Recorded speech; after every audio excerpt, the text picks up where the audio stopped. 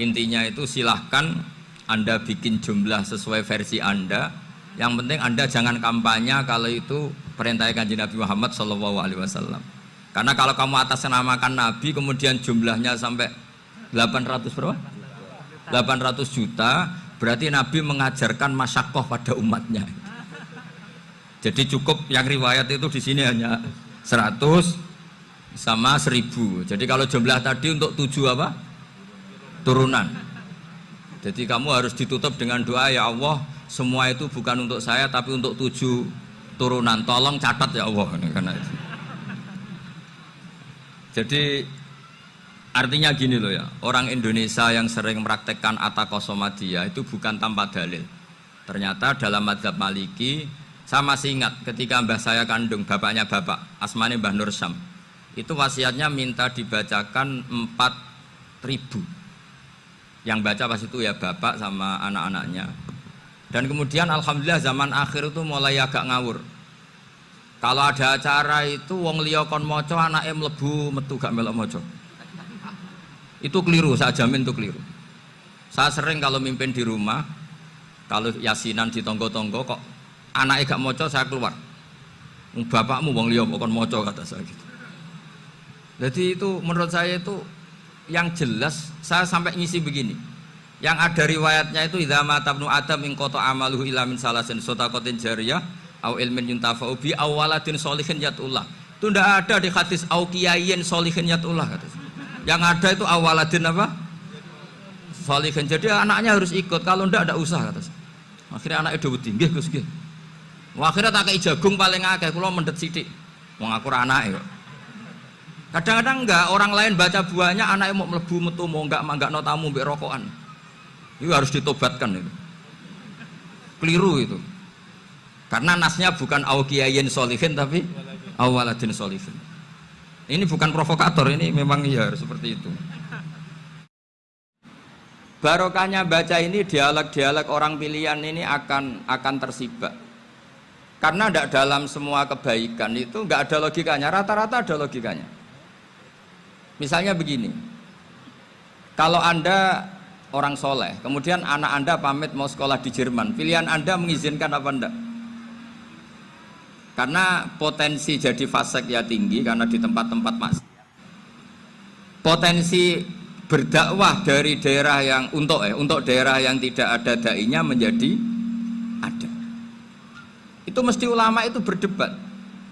Misalnya punya anak pamit mau kembali atau keluarga. Yang satu cara berpikir optimis. Awal ada dai di beberapa negara Eropa itu ya barokahnya imigran, pekerja, mahasiswa. Dan semua itu bumi Allah, harus ada tasbih, harus ada tahmid. Dan itu harus dimulai dari kemauan atau mengizinkan anak asuh kita ke sana. Tapi di sisi yang lain potensi jadi fasik itu tinggi sekali. Wamana iman pas-pasan. Nah hal-hal seperti ini itu pasti jadi perdebatan. Dan kita harus menjawab. Dan tadi kayaknya di semua Basul Masail Pondok Salafiyah jawabnya pede semua, nggak ada ragu, nggak ada khilaf. Baguslah kalau pede. Meskipun nanti mungkin ada ulama lain yang cara berpikir apa? Berbeda. Sehingga ini saya cerita ya. Sehingga di kitab-kitab fikih, misalnya saya kok hidup di Bali sudah punya komunitas ngaji. Itu kok saya pindah ke Sukorejo sini. Banyak ulama yang mengatakan haram. Karena membiarkan bumi Allah yang sudah pernah ada orang yang sujud kemudian ditinggalkan kosong dan kemudian dikuasai orang yang tidak sujud. Jadi dianggap itu pembiaran. Jadi banyak di kitab Qalyubi, sarahnya Mahali, jika ada seorang muslim yang hidup di negara orang kafir, dia nyaman, tidak dapat teror, itu nggak boleh lagi pindah ke negara Islam yang sehat. Karena takutnya li Allah yastau lial kafir tilkal buk'ah, supaya bumi itu tidak dikuasai orang kafir. Jadi ini hal-hal yang para fuqaha itu harus berdebat. Karena ini masalah-masalah furu'iyah. Sehingga mulai dulu ya banyak ulama yang nyun sewu berpolitik. Mulai Wali Songo sampai sekarang alhamdulillah yang minat banyak. Mungkin bedanya ikhlas sama tidaknya. Tapi kalau saya pernah dikeluhin utusan dari ya komunitas. Islam Indonesia itu dulu itu ceritanya banyak yang dari Kamboja. Kalau dulu orang cerita itu orang Cempa. Itu setelah di Indonesia besar Wali Songo dan Brawijaya 5 itu sudah mulai oleng, itu singkat cerita mereka berpikir ingin bikin kerajaan apa? Islam di Demak Mintoro dengan raja pertama yaitu Raden Fatah, karena Raden Fatah ini putra Brawijaya.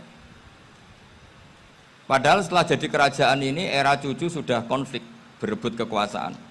Akhirnya sampai jadi Jipang, jadi Jogja, jadi Solo dan seterusnya. Tapi kata Mbah Mun itu tetap barokah kata. Karena orang Islam terus terbiasa mimpin. Sekeliru-keliru sidik, pokoknya orang Islam biasa mimpin. Sehingga zaman Mbah Hashim ya sudah mimpin Masumi, zaman Ki As'ad pengaruhnya besar, sampai sekarang Kiai-Kiai pengaruhnya besar.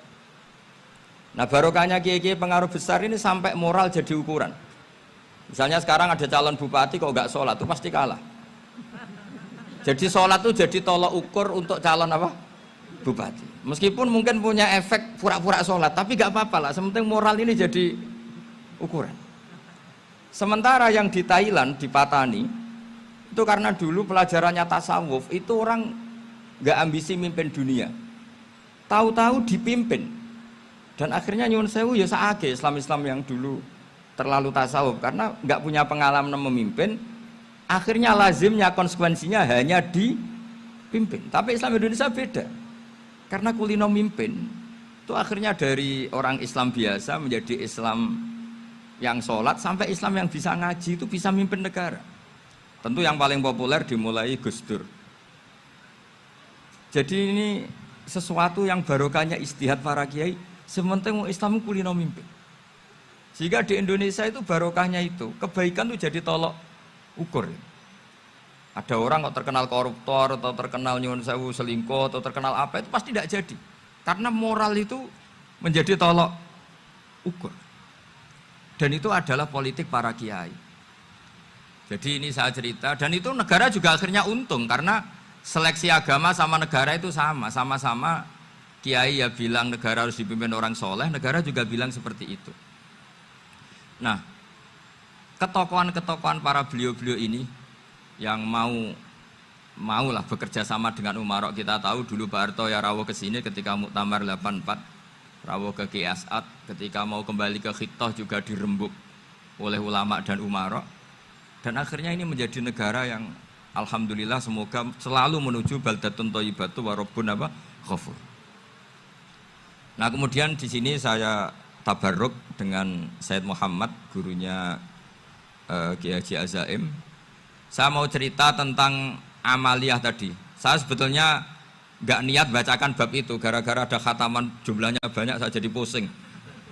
Ini panitianya tanya, khatam betul apa enggak? Iya Gus, khatam betul. Tapi kayaknya saya tidak yakin itu. Karena saya ini kan dari pondok tahfidz itu. Biasanya anak khataman itu ya rodok bodoni itu. Wes dibaca buanter sing nyemak ya mau ndelok pojoke tok. Mergo kebanteren. Nah, akhirnya lafat-lafat yang di tengah itu enggak di apa? Baca. Tapi ya semoga dimaafkan Allah lah. Yang jelas itu enggak. Tapi saya mau cerita ya. Jadi cara berpikir Said Muhammad ini nanti juga saya teruskan di Ma'had Ali. Ini saya baca ya. Di antara yang diyakini madhab Malikiyah, ini saya baca saja teksnya. Jadi ada riwayat namanya, kalau Said Muhammad bahasakan itu Ataqoh Somadiyah. Kalau di Indonesia kadang orang bilang Al-Ataqoh Al-Kubro, yaitu dengan membaca surat Ikhlas. Di sini jumlahnya hanya 100 kali, kila 1000 kali. Tadi berapa semua? 700 juta, ini sudah susuk banyak ini. Di sini hanya 40, riwayat lagi 100, 1000. Terus sampai tadi berapa? 800 juta. Wah, ini sudah susuk ini. Itu anak cucu sampean pasti masuk surga itu kalau gitu. Ini saya baca, ini kitabnya Said Muhammad. Suratul Ikhlasi wal Itqu minan nar. Akhrajat Tabrani fil Kabir an Fairuz Ad-Dailami wa Ibnu Uftin Najasi. Waqad khadaman Nabiyya sallallahu alaihi wasallam. Orang ini jadi khadimnya Nabi. Qala Rasulullah sallallahu alaihi wasallam, mangkoro akul huwallahu ahad mi'ata marratin fi sholat ghairiha kata bawahu lahu baro'atan minan nar. Ini hanya berapa ini? Mi'ata marrah. Berarti kalau satu orang itu cukup 100. Tadi sudah untuk 7 turunan tadi untuk orang berapa? 800 juta. Ya, untuk 7 turunan cukup ya? Cukup. Untuk 7 turunan. Ya, sudah susuk ini, sudah susuk ini. Aduh, ribet ini. Nah, ini tak cari pembenarannya, ini supaya keren. Ini di halaman 188 Abwabul Farad. Warwa Ibrahim bin Muhammad al-Khiyari fi fawaitihi an Khudzaifa marfu'an. Man qara'a qul huwallahu ahad alfa marratin faqad ishtara nafsahu minallah. Berarti 100, ada riwayat lagi 1000. Nanti tak carikan lagi yang berapa? 1 miliar mungkin. Jangan banyak-banyak. Nah, ini saya baca ya. Wa hadzal adatu huwa al-ma'rufu bi ataqatis somadiyah. Wa qad nassa jama'atun mutaakhiril malikiyah ala istihbabi ataqatis somadiyah wa haddu ala qiraatiha wa istimaliha. Minhum Asy-Syaikh Abdus Salam Al-Asmar sak teruse niku. Jadi kullu haula'i istahabbu ataqatas somadiyah ma'atirafi ba'dihim kal misnawi bi syiddati fi hadisiha. I'timadan ala anna hadza minal fadha'il allati yutasahalu fiha. Faman sa'a yasta'milaha roja'a khusula ma fiha fala ba'sa bidzalik ala syarti alla ya'taqida thubuta dzalika anin nabi sallallahu alaihi wasallam hatta la yaqa fil kitsbi alaihi. Jadi intinya itu silahkan Anda bikin jumlah sesuai versi Anda, yang penting Anda jangan kampanye kalau itu perintah Kanjeng Nabi Muhammad sallallahu alaihi wasallam. Karena kalau kamu atasnamakan nabi kemudian jumlahnya sampai 800 berapa? 800 juta, berarti Nabi mengajarkan masyakoh pada umatnya. Jadi cukup yang riwayat itu di sini hanya 100 sama 1000. Jadi kalau jumlah tadi untuk 7 apa? Turunan. Jadi kamu harus ditutup dengan doa, ya Allah, semua itu bukan untuk saya tapi untuk 7 turunan. Tolong catat ya Allah. Karena itu. Jadi artinya gini loh ya, orang Indonesia yang sering mempraktekkan ataqosomadiyah itu bukan tanpa dalil. Ternyata dalam madzhab Maliki, saya masih ingat ketika mbah saya kandung, bapaknya bapak, asmane Mbah Nur Syam, itu wasiatnya minta dibacakan 4.000. Yang baca pas itu ya bapak sama anak-anaknya. Dan kemudian alhamdulillah zaman akhir itu mulai agak ngawur. Kalau ada acara itu wong liya kon maca anake mlebu metu gak melok maca. Itu keliru, saya jamin itu keliru. Saya sering kalau mimpin di rumah, kalau yasinan di tonggo-tonggo kok anaknya gak moco, saya keluar. Bapakmu wong liya kok moco, kata saya gitu. Jadi itu menurut saya itu yang jelas, saya sampai ngisi begini. Yang ada riwayatnya itu idza mata ibnu adam in qata amaluhu illa min salasin shadaqatin jariyah au ilmin yuntafa'u bi aw waladin sholihin yatullah. Itu ndak ada di hadis au kiyayin sholihin yatullah, kata saya. Yang ada itu awaladin apa? Sholihin. Jadi anaknya harus ikut, kalau ndak usah, kata saya. Akhirnya anaknya udah wedi, nggih Gus nggih. Akhirnya tak kei jagung paling akeh, kula mendet sithik. Wong aku ora anake kok. Kadang-kadang enggak, orang lain baca buahnya, anaknya mau mlebu metu mau enggak manggakno tamu mbek rokokan. Itu harus ditobatkan itu. Keliru itu. Karena nasnya bukan au kiyayin sholihin tapi awaladin sholihin. Ini bukan provokator, ini memang ya seperti itu. Nah terus tentang tadi la ilaha illallah yang didawuhkan Gus Azaim. La ilaha illallah itu penting sekali, cuma saya mohon itu dielmoni lah. Jadi dulu kalimat ini menjadi spesial karena dielmoni, karena dimulai dari fa'lam annahu la ilaha illallah. Terusannya ayat tuh wastaghfir li dzambika walil mu'minina wal mu'minat. Saya ulang lagi ya. Terusannya ayat tuh wastaghfir li dzambika walil mu'minina wal mu'minat.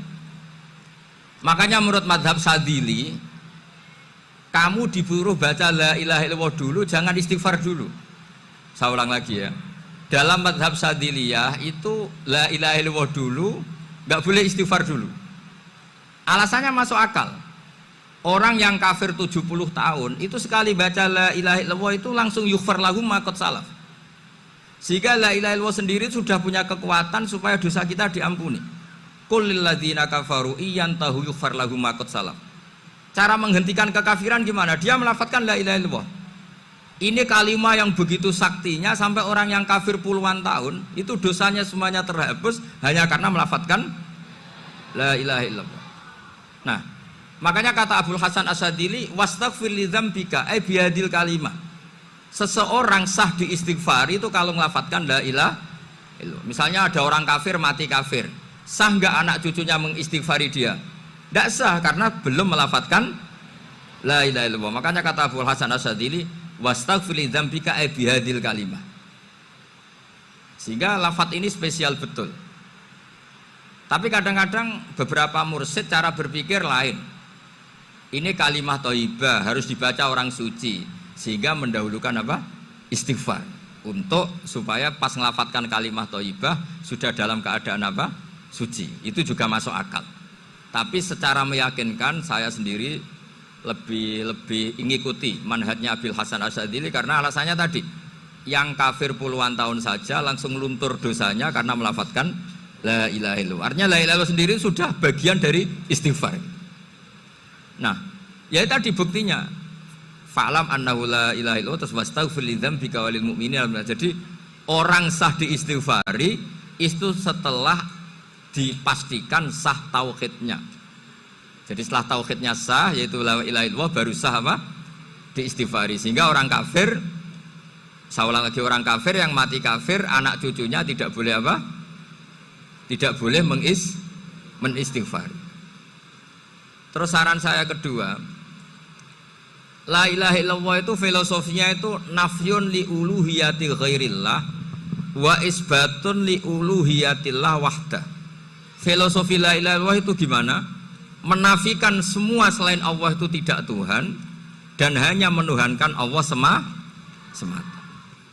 Nah itu caranya gimana? Caranya kita harus terbiasa ini karena tadi saya dibilangin panitia ini rata-rata mustameknya atau mustamiatnya ini santri. Caranya gimana? Dilatih pakai logika. Saya berkali-kali cerita kalau ngaji, saya sekaligus kampanye. Allah itu Tuhan yang begitu fair. Untuk menjadi Tuhan Allah mempersilahkan, ada kualifikasi Tuhan. Jadi boleh dikompetisikan itu boleh kata Allah. Gak apa-apa kamu ngaku Tuhan gitu kata Allah. Tapi nak ngaku pangeran itu paling gak ya direputasi lah. Ada verifikasinya. Dimulai dari apa? Ya kalau jadi Tuhan itu setidaknya bikin langit bumi lah. Aturannya gitu. Jadi kalau daftar bupati ya daftarlah ke KPU. Masa tahu-tahu jadi apa? Tuhan kemudian tidak punya prestasi bikin langit bumi. Sehingga Allah itu cara ngendikan itu ya fair. Qul ara'aitum ma tad'una min dunillah aruni madza khalaqu minal ardi am lahum syirkun fis samawat.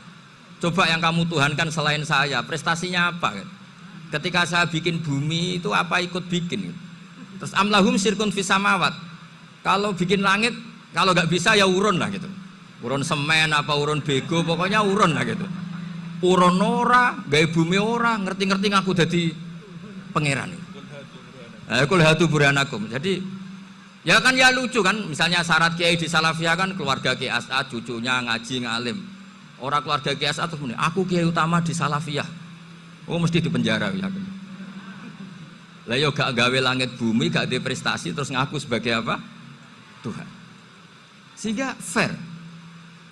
Makanya saya berkali-kali cerita. Jubair bin Mut'im itu punya anak namanya Muhammad. Ini sudah orang alim, Muhammad bin Jubair bin Mut'im.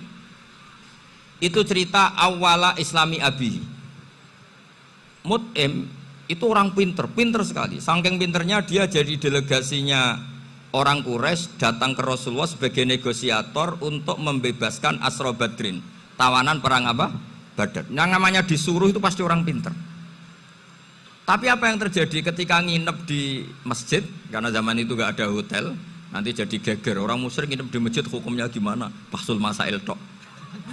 Zaman itu mau tidak mau, kalau sekarang kan ada hotel, kiai juga punya wisma. Apa yang terjadi? Orang ini cerdas sekali. Dan delalah Nabi pas sholat maghrib itu baca wattur wa kitabim mastur sampai am khalaqus samawati wal ard. Ya kalau kamu jadi Tuhan ya setidaknya menciptakan langit bumi lah. Namanya jadi Tuhan ya ada persyaratan kan. Paling tidak punya reputasi menciptakan langit bumi. Atau kalau jadi Tuhan setidaknya reputasinya itu nggak diciptakan yang lain. Am khuliqu min ghairi syai'in. Ini jadi Tuhan kok punya bapak, punya ibu. Ini jadi Tuhan kok lahirnya di bumi, ada tanggal lahirnya, ada tahun. Masa jadi Tuhan kok dulu buminya? Pokoknya walhasil tuh. Akhirnya Nabi ketika salam sholat maghrib, dia datang, ya Rasulullah, akalku habis oleh ayat yang barusan kau baca. Sudah saya Islam saja. Argumentasi selain Allah Tuhan itu batal. Itu, lah saya mohon santri-santri salafiyah itu baca Quran sampai seperti itu. Jadi jangan hanya khataman banyak-banyakan maksudnya. Ini bukan nyindir ini, ngamuk ini. Jadi ya khatamannya tadilah 1000 atau berapa lah, jangan banyak-banyak. Juga kasihan malaikat yang nyatet kan. Wong baru subhanallah alhamdulillah aja di tag hadisnya abad al malaikah kan ditetek. Itu baru subhanallah alhamdulillah itu sudah mencapaikan malaikat. Makanya saya wiridan tuh arang-arang kasihan malaikat karena nanti jadi itu ya ada madhabnya itu. Jadi kalau Gus Azaim sholat lama tak saingi sholat cepet itu sama-sama ada madhabnya. Yang cepet kayak saya tadi setan pas tata-tata mau goda pas rukuk saya sudah itidal, mau goda itidal saya sudah sujud, pusing dia. Tapi jangan tiru, ini madhab yang agak-agak khusus lah, sudah cara orang Madura agak khilaf sih. Khilaf ya, khilaf ini agak khilaf ini sudah. Tapi saya ingin lah, sampean kalau ngaji Quran itu dilatih berlogika. Jadi Allah itu fair, nggak apa-apa kalian ngaku Tuhan tuh nggak apa-apa, tapi tunjukkan prestasi kamu apa. Aruni madza khalaqu minal ardi am lahum syirkun fis samawati. Am khalaqus samawati wal ard. Diulang lagi, am khuliqu min ghairi syai'in. Setidaknya kalau jadi Tuhan itu ya nggak butuh yang lain lah. Masa jadi Tuhan kok wujudnya saja butuh orang lain, butuh bumi, eksistensinya butuh makan, butuh minum. Makanya Allah cara meniadakan uluhiyah selainnya itu Allah itu redaksinya itu mengena sekali. Yaitu tadi dengan cara-cara seperti itu. Sebagian ayat disebutkan ma asyattuhum khalqas samawati wal ardi wala khalqa anfusihim. Wong Tuhan kok nggak punya reputasi bikin langit, bikin bumi, bahkan untuk menciptakan dirinya sendiri saja nggak bisa. Ya sudahlah, kamu tidak usah ngaku Tuhan, nggak level kata-kata Allah gitu. Akhirnya terus ditemukan Tuhan yang sejati, yaitu wal awwalu wal akhiru wal zahiru wal batin. Itu yang mut'im ini tadi termasuk orang yang sangat cerdas sekali. Padahal itu bacanya bukan pas basul masail, enggak. Nabi pas sholat maghrib. Juga bukan pas ceramah, enggak. Tapi itu didengarkan. Makanya termasuk ini spesial untuk hormat saya kepada Ki As'ad. Makanya saya ini kalau mentasjek santri-santri, ini agak sensitif, tapi sudah saya tidak perlu takut fitnah. Saya termasuk, kenapa saya ingin jadi ahli tafsir, tentu yang membentuk itu Mbah Maimun dan bapak saya. Bapak saya itu hafal Quran kayak hafal Fatihah, saking senengnya Quran itu. Mungkin bisa kamu saingi itu. Itu adalah orang kafir itu bisa paham Quran. Itu sangat menyinggung saya. Orang kafir itu bisa paham Quran.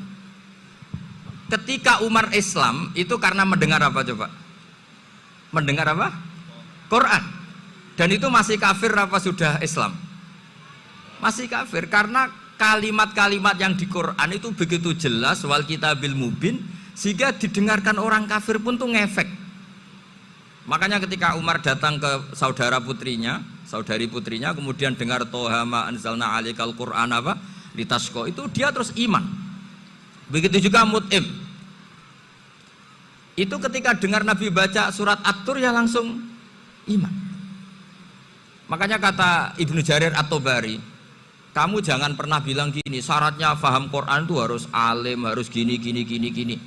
Lah nanti berarti orang kafir punya alasan di depan Allah, ya Allah, engkau ngandani kami dengan Quran yang nggak bisa difahami kecuali alim dulu. Lah saya alim gimana? Nggak pernah mondok. Mondok gimana? Saya kafir. Jadi artinya gini loh, kata Ibnu Jarir At-Tabari. Allah tidak mungkin mengatakan gini, ifhamil Quran bima la fahmalaka. Quran itu harus kamu fahami. Sementara orang kafir karena lafadznya Quran khusus gak bisa memahami. Makanya Quran itu dibaca. Itu banyak orang kafir yang menjadi muslim karena mendengar apa? Al-Quran. Padahal kafir. Nah termasuk tadi Muhammad bin Jubair bin Mut'im ini itu menjadi Islam ya karena mendengar Quran. Padahal dia saat itu masih apa? Kafir. Karena tadi logika misalnya nggak paham secara lafadz Arab. Sekarang misalnya nyuwun sewu ada orang ateis. Saya pernah didatangi seorang ateis yang nggak percaya Tuhan. Saya mau Islam Pak Ba, asal Anda bisa menjelaskan Tuhan itu siapa. Coba Quran dibaca secara makna, tidak secara lafadz tapi secara makna. Begini misalnya, ada orang ateis datang ke saya, Pak Ba, saya mau Islam, asal Anda bisa menjelaskan Tuhan itu siapa. Terus saya tanya, ini ngajak goblok-goblokan apa pinter-pinteran kata saya. Terus dia jawab, ngajak pinter-pinteran Pak, saya ini doktor katanya. Maksudnya di akademiknya dia doktor, mungkin jurusan matematika atau apa, tapi di ketuhanannya jeblok. Terus tak tanya, kalau ini ada kertas, kamu suka ada rumusnya apa suka ada? Ya suka ada rumusnya. Kenapa ada kertas? Ya karena ada yang bikin. Nah kira-kira berstatus membikin atau membuat itu sesuatunya mewujud apa enggak? Ya pasti mewujud lah, pasti ada. Ya sudah, anggap Tuhan itu adalah sebab dari semua yang ada. Masa alam yang seperti ini, langit dan bumi ini mewujudat, kemudian kamu katakan kholaqohal adam, bahwa alam raya yang mewujud ini diciptakan oleh ketiadaan. Ya juga, berarti Tuhan itu ya. Ya itu yang namanya Tuhan. Lalu mulai dulu kiai-kiai ngomong gitu kan saya Islam katanya. Jadi kiai-kiai itu kadang-kadang kalau dakwah pokoknya KBU digawe Tuhan. Beda dengan dakwanya orang-orang mantek. Orang-orang mantek itu kan nggak pernah nyebut Allah. Ini alam hawadis, la budda min muhdis. Meskipun mereka, nah muhdis ini menurut Islam namanya Allah. Tapi sebetulnya kan nggak langsung bilang Allah. Jadi tak kasih tahu, alam raya ini mewujud nggak? Ya mewujud Pak. Bisa nggak sesuatu yang nggak ada menjadi faktor wujudnya yang ada? Ya nggak bisa, namanya nggak ada itu nggak bisa jadi faktor. Nah itu hebatnya ulama-ulama kita ketika mengenalkan Allah itu siapa? Zat yang wajibil wujud. Jadi kita ini kalah pinter be ulama-ulama dulu. Ya alhamdulillah kalahnya sama ulama dulu. Kalau kalah sama ulama sekarang isen lah. Jadi ulama dulu sudah pinter. Pasti pertanyaan dasar manusia, hadil maujudat itu man kholaqoha, siapa yang menciptakan? Kalau kamu langsung jawab Allah atau Tuhan, mereka pasti tidak nerima. Ya jawab saja, hadil maujudat mesti kholaqoha maujudun. Nah berhubung maujud ini berstatus pencipta, harus super. Nah super ini oleh ulama disebut wajibul wujud atau musabbibul asbab, yang oleh Islam dinamai Allah. Tapi kita langsung ngomong Allah, mesti aja bingungkan kan bagi yang bingung maksudnya. Ya saya mohonlah kalimat-kalimat la ilaha illallah itu diamatilah, diresapi sampai seperti penjelasan saya ini, sehingga punya kualitas ilmu. Karena syaratnya memang fa'lam, harus punya kualitas apa? Ilmu. Ilmu itu apa? Ma'rifatus syai' ala ma huwa alaih. Mengenal sesuatu sesuai detail-detail sifatnya sesuatu itu. Misalnya kalau Allah sudah jadi Tuhan, ya harusnya qabla kulli syai'. Masa Tuhan sama yang dituhani wujudnya dulu yang dituhani? Ditemukanlah sifat awal atau qadim. Makanya benar Gus Azaim tadi, kalau sudah bertauhid harus hafal akidah berapa khamsin. Dimulai apa? Wujud. Kenapa harus dikatakan wujud? Karena alam raya ini kadung maujudat. Hadhil alam maujudun. Masa maujudun kholaqohul adam? Masa maujudat kholaqohal adam? Nah itu yang disebut am khuliqu min ghairi syai'in am humul khaliqun. Jadi saya mohon semohon-mohonnya, cobalah tradisi-tradisi lihat baru ayat ini dihidupkan lagi, sehingga kita baca Quran itu sekaligus menjadi orang yang sangat argumentatif. Karena Quran adalah kul falillahil hujjatul balighah. Dilatih. Jangan bosan dilatih. Makanya kalau saya baca ayat-ayat seperti itu, cek fair Allah itu. Fair betul. Enggak apa-apa saya punya pesaing kata Allah, tapi yang imbang dong. Pas aku gawe langit ya bantulah. Atau ada langit tandingan lah kira-kira gitu. Kalau saya bikin bumi ya ada bumi. Nah misalnya sekarang orang Cina bikin matahari, materinya dari mana coba? Dari yang sudah ada sekarang kan? Tetap saja agak ikut bikin kan? Tapi kalau Allah bikin langit bumi minal adam minal wujud. Kalau mereka paling rekayasa yang sudah wujud di otak-atik. Nah, harus sampai seperti itu. Sampai kata Gus Azim kul hatu apa? Burhanakum dan. Jadi ini cara-cara kita untuk menguatkan iman. Aruni madza khalaqu minal ardi am lahum syirkun fis samawati. Terus kata Allah, itu nih bi kitabim min qabli hadza au atharatim min ilmin. Kalau kamu enggak setuju teori ini kata Allah, cari kitab suci versi Anda. Aturan jadi Tuhan itu apa coba? Ya tetap saja semua kitab suci akan mengatakan di mana-mana Tuhan itu pencipta langit dan bumi. Jangan yang lahir di bumi jadi Tuhan. Jangan Lata Uzza jadi Tuhan. Jangan karena sakti jadi Tuhan. Nah ini di sini pentingnya ilmu balaghah, ilmu mantek yang alhamdulillah di pondok-pondok kita masih diajari. Makanya kata mantek sebetulnya ilmu akal hanya menemukan hadil maujudat khalaqaha maujudun. Nah yang maujud ini siapa? Ya wajibul wujud. Nah kemudian Islam menamai ini Allah Subhanahu wa ta'ala. Makanya ulama dulu itu kalau ngendikan Allah itu siapa? Zat sing wajibul wujud. Itu filosofinya luar biasa. Karena dengan seperti ini bisa menafikan teori ateisme bahwa alam raya ini diciptakan oleh ketiadaan. Makanya saya bilang tadi, ngajak goblok-goblokan apa pinter-pinteran gitu. Lah nek ngajak goblok-goblokan yang ngene, hadhil maujudat khalaqahal adam. Terus kita goblok bareng. Loh iya kan barang maujud diciptakan yang tidak maujud. Wong ora wujud kok mempengaruhi sing wujud. Ya monggo nak goblok bareng kata. Akhirnya, enggak lho Gus. Saya ini dokter masa kamu ajak goblok? Ya sudah pinter saja kata saya. Alhamdulillah karena debat kecil ini dia menjadi nyaman lagi dengan apa? Islam. Memang saya tentu nggak bisa disalahkan doktoralnya karena di ilmu yang selain apa? Teologi gitu. Tapi kan polanya dia pasti pinter.